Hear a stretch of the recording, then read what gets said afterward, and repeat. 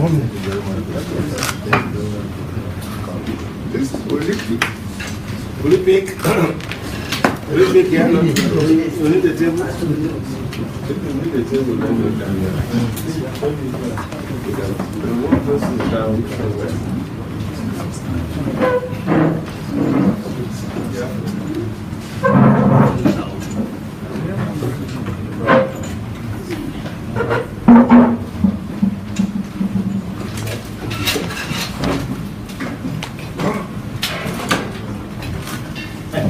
How are you?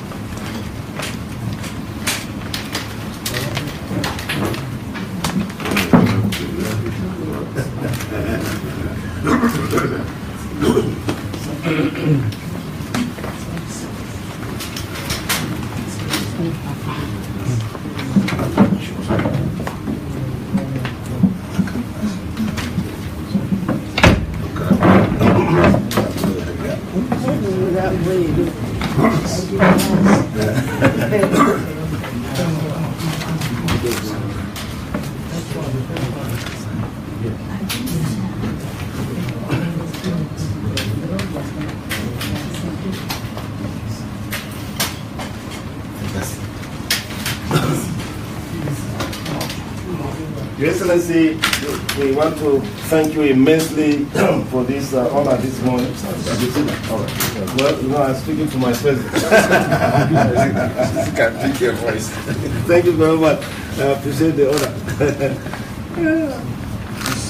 Your Excellency, we've come this morning as a delegation from your great party, the People's Democratic Party. We bring very, very warm greetings from Senator Ahmed Makarfi, the chairman of the National Caretaker Committee, Senator Ben Obi. We've already submitted the report. They've mandated us to submit copies of the report to Your Excellencies. And so we are very, very delighted to be here, this morning. And I want to thank this delegation. They had to assemble very quickly from various parts, and that's I'm deeply appreciative of their making the time to see Your Excellency. The committee was set up in November last year by the party. It's a large committee.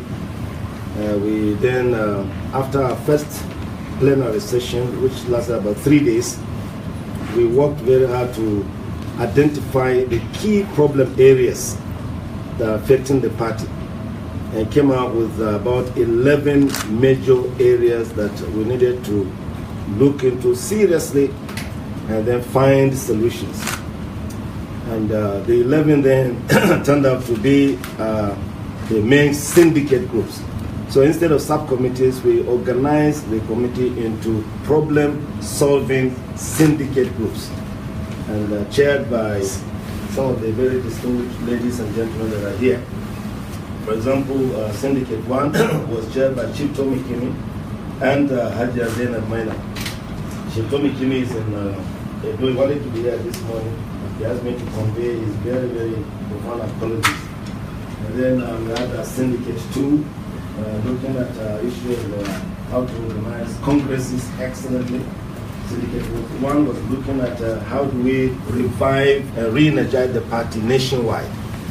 And then, of course, Syndicate 3, looking at essentially the issues of party supremacy, party discipline, and the best practices worldwide in terms of internal democracy within each party. And then Syndicate 5, or Syndicate 3 was led by Senator Ibrahim Ida.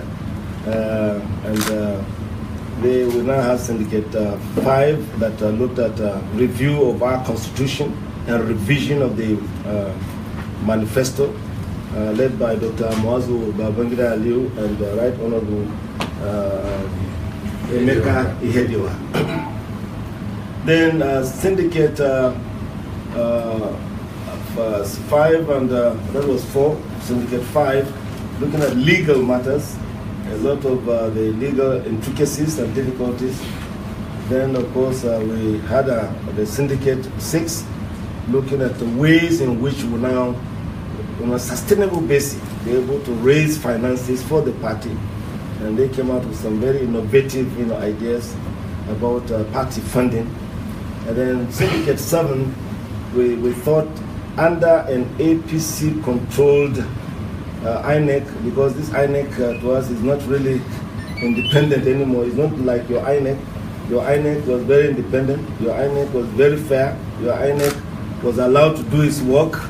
And I must say, we take this opportunity to pay tribute to you for laying the foundations of free, fair, and credible elections anywhere in the world. I think we should just appreciate the support. Yeah. Very, very, very important. And even when it came to a point where it affected you, you now said, we obey the will of the people. And that is giving the party a tremendous image worldwide. So that's Syndicate 7. We tasked them, how do you win elections under this kind of regime? So they came up with ideas of how to win elections convincingly, even under a situation like this. A team of very brilliant professors and experts on how to win elections in a free, fair, and credible system that we visit.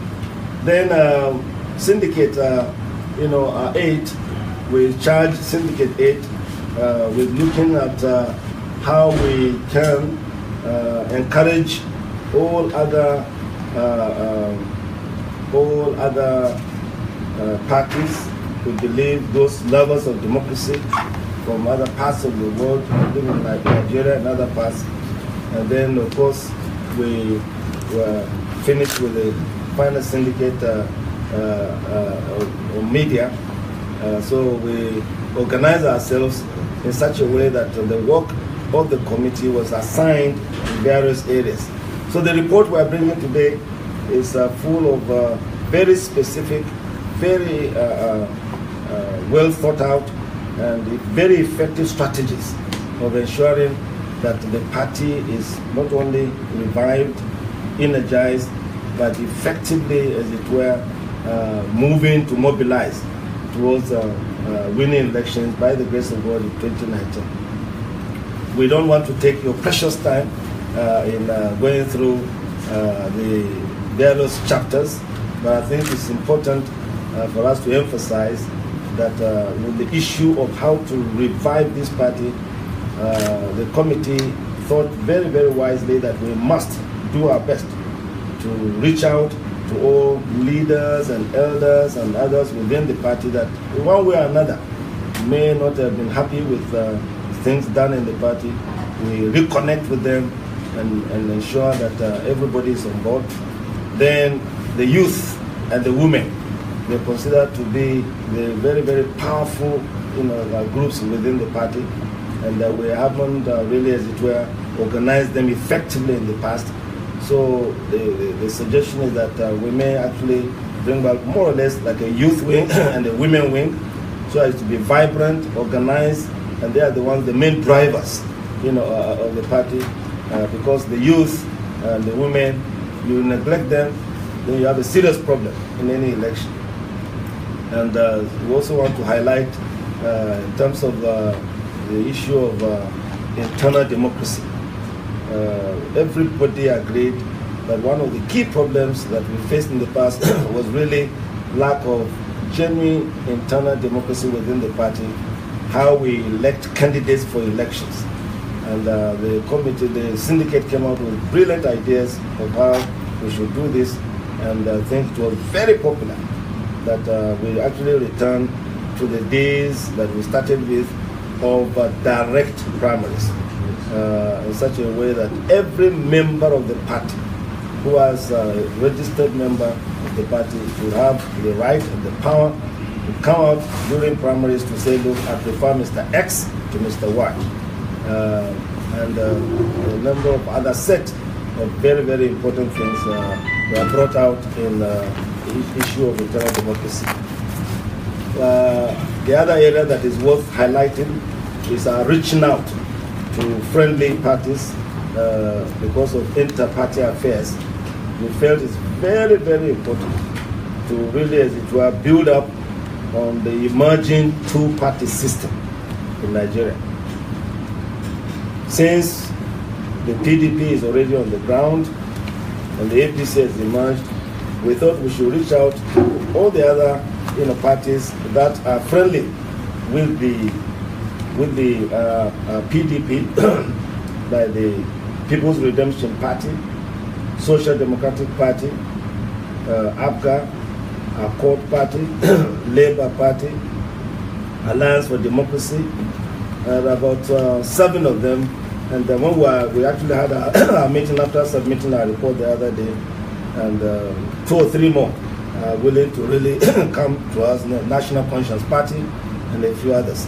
So we are meeting with them step by step, and after our first meeting with the groups that we are talking with, we set up a subcommittee under the chairmanship of Senator Ibrahim Ida, who is to harmonize the key positions in terms of the core values, the principles, the key programs, and the basis of our really working together. And so far, it's been taken very seriously by the other parties.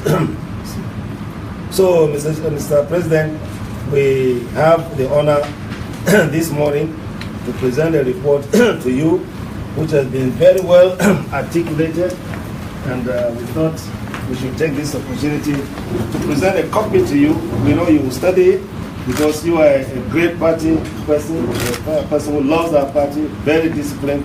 We know that you have some ideas, because this will now go through the various organs in the party for approval. So I have the honor, sir, to present. Thank you, Chairman. Chairman, thank you. One of our great leader, Professor Jerry Ghana, is chairing the committee. I know he will chair very well. Thank you very much, sir. Thank you, Excellency. I'll put that in my CV. Thank you. My colleagues in the Green Party, they are all welcome. First, let me commend the great job this committee have done. And also most sincerely commend the leadership of Senator McAfee and his team and their vision to set up this committee. Because that's the only way you can strengthen institutions. That's the only way you can strengthen political parties. And I'm one person who believes that for a nation to grow, the institutions must be very strong, just like you mentioned about the INEC. There is no way a nation will grow with weak institutions. Because everything about politics about the people, not about the individuals. And as long as you're interested in the people, you're interested in the growth of society, you're interested in the development of the nation, the only thing that will make it possible is that the institutions will be strong. You can see as powerful as America, look at Donald Trump. And the court just said, no, you can't do this. And of course, he has to sort that one out before you move further. That's the strength of institutions. That's the only way society could be controlled and individuals could be regulated so that we don't go overboard. I listened to the presentation. That day I was in my office and I just suspended everything and I watched the presentation, and it was quite so even as we were summarizing, already I listened to you that the more detailed presentation, and I commend your activities. That is the way to grow. Because I remember, especially when you talk about direct and indirect primaries. Direct primaries is ultimate. It's the best way of selecting candidates. The greatest problem society have is how to manage direct primaries. Because it means that if for example, you want to elect a governor or a president, you cannot bring everybody to one place. That means that voting will take place at either at the ward level, the local government level, or the unit level, or whatever. And party like PDP, that there's no polling unit that you don't have at few PDP members across. Nationwide, PDP is still the biggest party. Oh, yeah.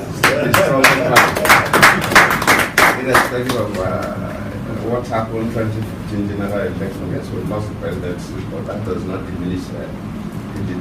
And of course, every other party in Nigeria also know that PDP is still the party. And I think losing the presidency is something temporary. We should be able to get that position back as long as we put our house in. I'm happy that people are working towards that. I also read the report.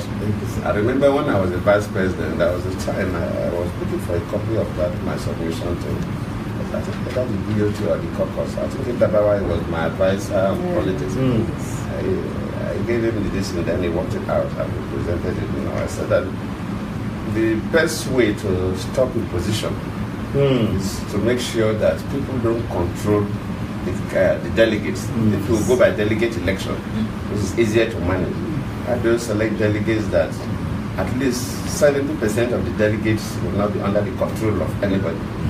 And I said that the presidential primaries are better because the elected delegates are just about 25% or a little less. Because for presidential primaries, you have one elected delegate per local government. So it's 777 elected delegates. The other ones are statutory delegates that cannot change their mind.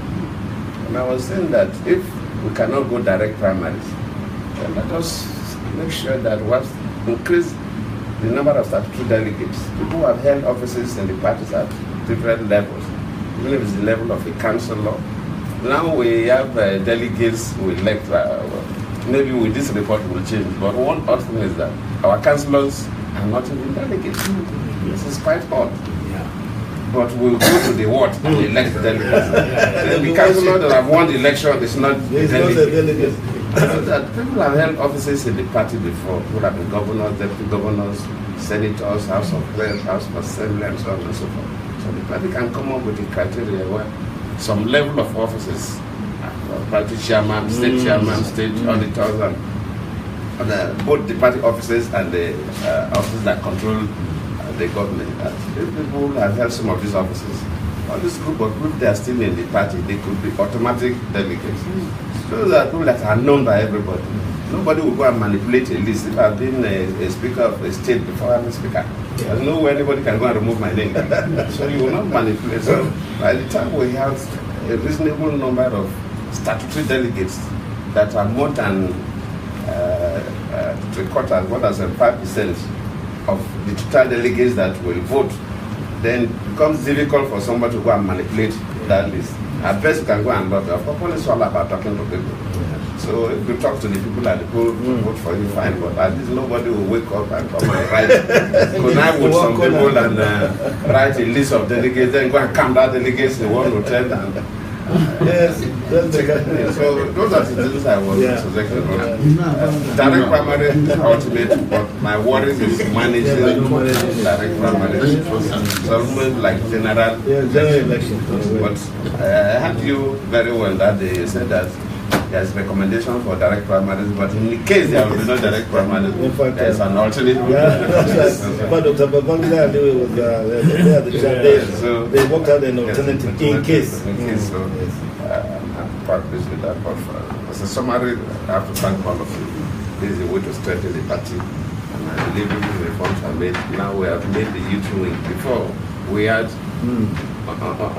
youth, we have women, but they were not really well defined by our own constitution. So though they were doing very well, because we cannot win election without the youth and the women. That's true. Because they are more than 80% of the voting population. Oh, somebody is smiling. They don't want to leave that. But I've told them in our regime, we give prominence to women. Yeah, we tried. I have that a big book. Jonathan loves women. I have a big one. So I'm most grateful for this visit, and I will also look at it. And if there are certain observations that I have, I will put it in writing and send it to you. But I listen to you and I'm quite pleased. I'm not sure I'll have any observation to make. So thank you for this. It's a clear sign that the PDP will do better 2019. Oh. We have to commend the relationship we are establishing with other political parties, and that is the way to go. Because politics are like human relations. So if some group of parties and PDP think alike, we should be able to have some conversations. So that there are certain areas where we have common interests. Where we have common interests, we should be able to collectively protect that common interest. And where we have differences, so manage the differences in a way that will not create acrimony. So, Prof, thank you and members of this great committee. Thank you very much. Convey my appreciation to our chairman. Thank you all.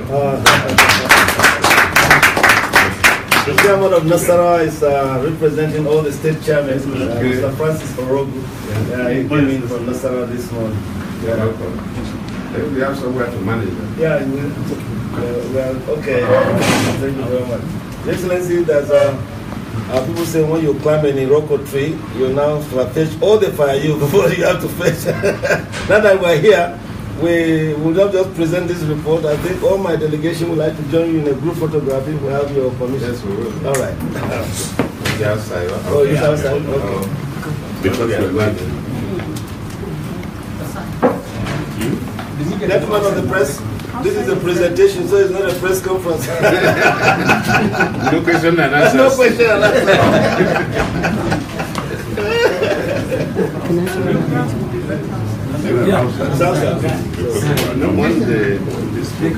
If they remove this, we can achieve it. So when you are ready, gentlemen of the press, that's the presentation. We'll just have a good photograph outside. So you may want to put... Let's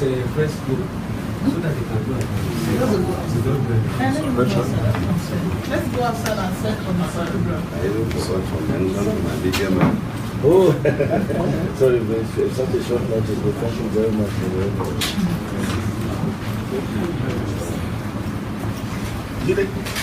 Give the other.